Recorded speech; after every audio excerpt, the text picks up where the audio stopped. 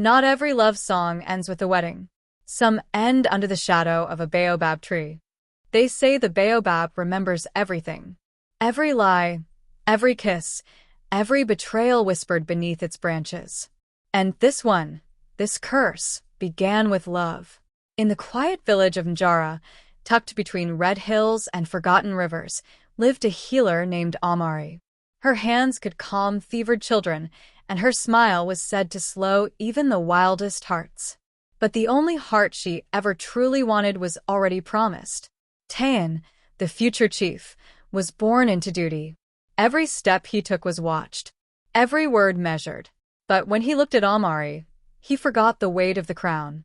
For a year they met in secret, behind the herb gardens, deep in the woods, and always beneath the sacred baobab. There, they spoke of a life without titles or thrones. "Promise me," she said one night, her voice trembling.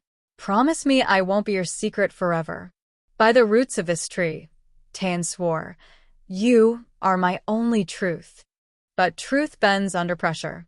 When the elders brought news that Tayan's marriage to Laria, daughter of a southern war clan, would bring peace and wealth to Njara, the village rejoiced.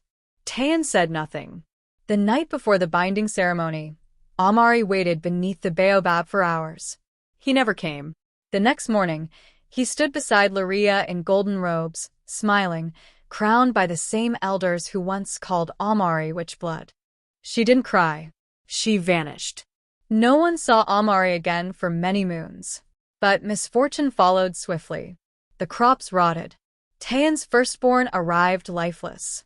His sleep became haunted by the image of a woman in white standing beneath the baobab, eyes glowing with sorrow and fire. The elders grew afraid.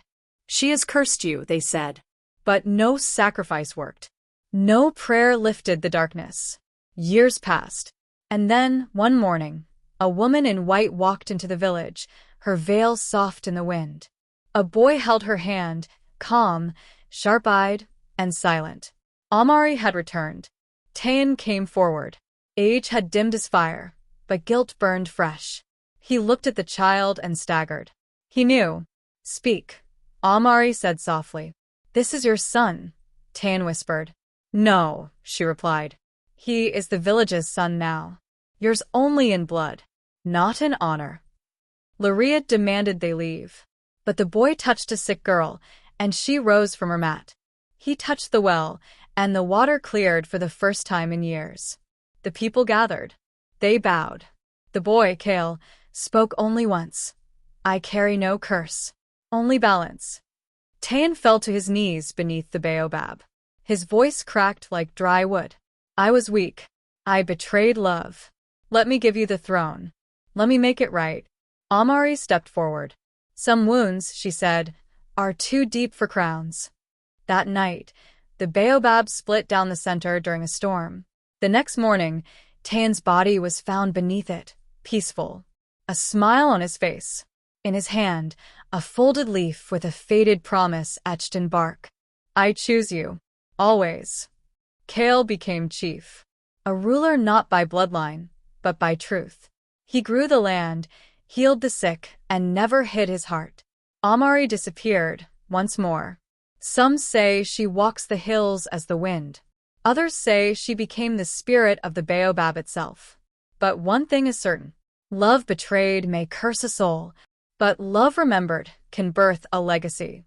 They say the baobab holds memories of love whispered beneath its roots, of promises broken in the wind, of silence where truth should have spoken. Tayan ruled a village, but could not rule his heart. Amari healed the land, but carried wounds no one could see. And Kale, born of pain and prophecy, became more than legacy. He became balance. In the end, justice didn't roar, it whispered. And the baobab split not in anger, but in mercy. Some betrayals echo for generations.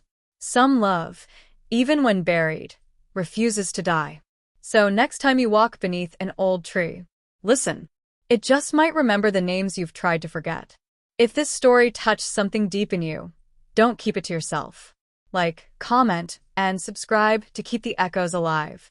Until next time, may your roots grow strong, and your promises hold.